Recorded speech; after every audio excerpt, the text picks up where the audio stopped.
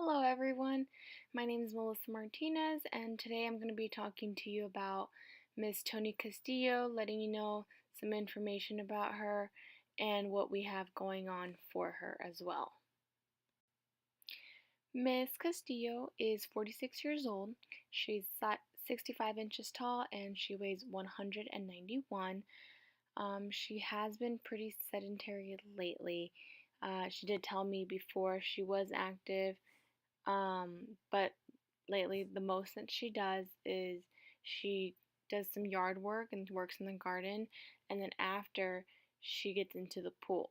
So that's about as much as she has going on. One thing that must be known is Miss Castillo does have hypothyroid, which basically is when your thyroid is not producing enough of that hormone, that thyroid hormone. Um, And with that, people usually take a medication like her levothyroxine, uh, obviously prescribed by the doctor.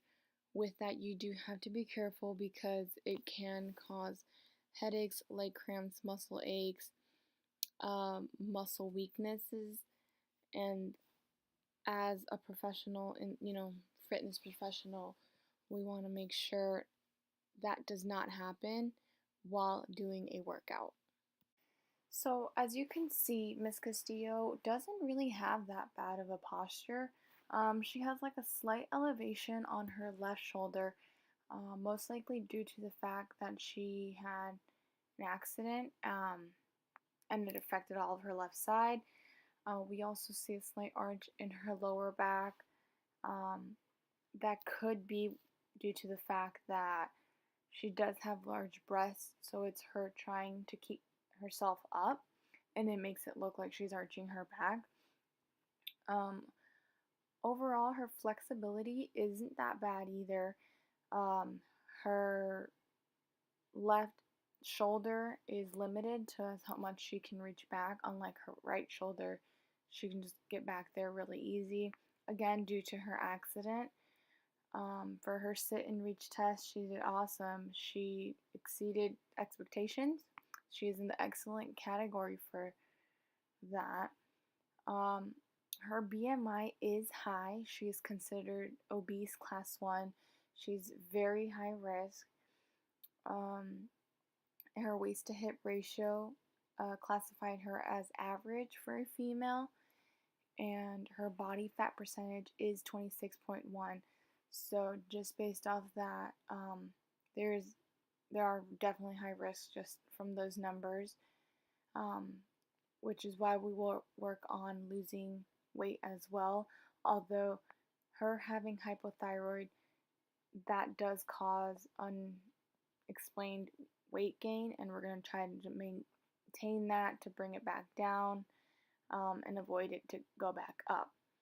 Uh, Her muscular endurance with the curl up test, not bad at all. She was excellent as well.